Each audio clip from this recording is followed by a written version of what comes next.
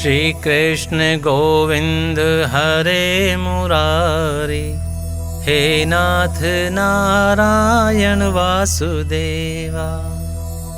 बोले श्री राधा वल्लभ बांके बिहारी लाल की जय। प्रिय भक्तों, श्रीमद् भगवत गीता के 7वें अध्याय का महात्म्य आरंभ करते हैं। तो बोले श्री कृष्ण भगवान की जय। भगवान विष्णु बोले, हे लक्ष्मी, 7वें अध्याय का महात्म्य कहता हूं, ध्यान पूर्वक सुनो। पटना नगर में शंकुकर्ण नाम का एक वैश्य रहता था। उसके 4 पुत्र थे। वैश्य व्यापार करने के लिए देश देशांतरों में जाया करता था। एक बार मार्ग में जाते हुए उसको काले सर्प ने डस लिया और वह परलोक सिधार गया। उसके साथ ही उसका दाह संस्कार करके और उसके संपूर्ण धन को लेकर घर लौट आए। उन्होंने शंकुकर्ण के पुत्रों को सब धन देकर और उसके मरने का समाचार कहकर उसकी गति करने को कहा। वैश्य के 4 पुत्र पिता की मृत्यु को सुनकर बहुत दुखी हुए और ब्राह्मणों से पिता की मुक्ति का उपाय पूछा। ब्राह्मणों ने कहा, जिसका मरण प्रदेश में सर्प आदि जीवों के काटने से हो, उसकी गति नारायण बलि से मिलती है। उसके पुत्रों ने शास्त्र की विधि से नारायणी बलि को किया। अनेक प्रकार का दान देकर ब्राह्मणों, साधुओं तथा जाति भाइयों को विधि पूर्वक भोजन करवाया। परंतु पिता के मरने की चिंता और शोक से वे रात दिन व्याकुल रहने लगे। एक दिन शंकुकर्ण के साथी व्यापारियों से एक पुत्र ने पूछा, जिस स्थान पर हमारे पिता को सर्प ने काटा है, वह स्थान मुझे भी बताओ। मैं उस सर्प को मारकर अपने पिता का बदला लूंगा। व्यापारियों ने उस वैश्य पुत्र को अपने साथ ले जाकर वह स्थान दिखा दिया। शंकुकर्ण का पुत्र वहां सर्प के रहने का स्थान ढूंढने लगा।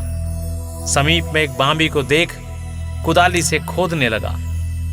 तब उसमें से एक बड़ा विषधर सर्प निकला और पूछा, तू कौन है? मेरा स्थान क्यों खोदता है? उस वैश्य पुत्र ने कहा, मैं शंकुकर्ण का पुत्र हूं। जिस सर्प ने मेरे पिता को काटा है, उसको मारूंगा। सर्प ने कहा, हे पुत्र, मैं शंकुकर्ण हूं, मुझे मत मार। अब तू घर जाकर मुझे इस अधम गति से छुड़ाने का उपाय कर। मेरे पूर्व जन्म के संस्कार से यह दशा हुई है। पुत्र ने अपने पिता के वचन सुनकर कहा, हे पिता, जो उपाय हो वह कहो, सो तुम्हारी गति के लिए करेंगे हम। सर्प ने कहा, हे पुत्र, किसी गीता पाठ करने वाले ब्राह्मण को घर बुलाकर भोजन, वस्त्र आदि से प्रसन्न करके उससे गीता के 7वें अध्याय के महात्म्य का फल मेरे वास्ते दिलवाओ और मेरा उद्धार कराओ। वैश्य पुत्र पिता से विदा लेकर अपने घर लौट आया और सब समाचार अपनी स्त्री को कह सुनाया। वैश्य पुत्र की स्त्री ने कहा, जिस प्रकार गति हो वही उपाय करो। वैश्य पुत्र ने नगर भर में गीता पाठ करने वाले ब्राह्मणों को बुलाकर गीता के 7वें अध्याय का पाठ करा के ब्राह्मणों को भोजन, वस्त्र, दक्षिणा आदि देकर आशीर्वाद लिया और इसके महात्म्य का फल लेकर पिता को दिया। इससे शंकुकर्ण सर्प की योनि से छूट गया।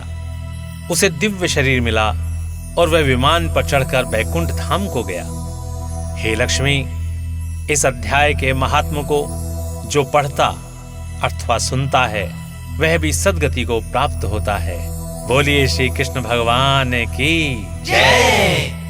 इति श्री पद्म पुराणे उत्तराखंडे गीता महात्म्य नाम 7वां अध्याय समाप्तम।